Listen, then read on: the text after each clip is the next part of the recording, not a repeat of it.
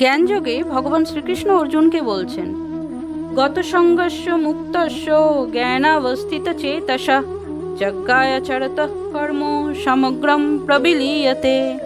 অর্থাৎ জড় প্রকৃতির গুণের প্রভাব থেকে মুক্ত চিন্ময় জ্ঞাননিষ্ঠ ব্যক্তি যজ্ঞের উদ্দেশ্যে যে কর্ম সম্পাদন করেন সেই সকল কর্ম সম্পূর্ণরূপে লয়প্রাপ্ত হয়। কৃষ্ণ ভক্তি লাভ করে যখন কেউ দ্বন্দ্বভাব থেকে মুক্ত হন, তখন তিনি প্রকৃতির ত্রিগুণের কলুষ থেকে মুক্ত হন। ভগবান শ্রীকৃষ্ণের সঙ্গে তার নিত্য সম্পর্কের কথা উপলব্ধি করতে পারার ফলে তিনি মুক্তি লাভ করেন এবং তখন আর তার মন কৃষ্ণ ভাবনা থেকে বিচলিত হয় না।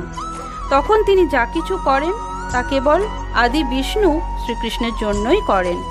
তাই তার সমস্ত কাজকর্ম যজ্ঞময় হয়ে ওঠে, কারণ যজ্ঞের উদ্দেশ্য হচ্ছে যজ্ঞেশ্বর বিষ্ণু শ্রীকৃষ্ণকে তুষ্ট করা।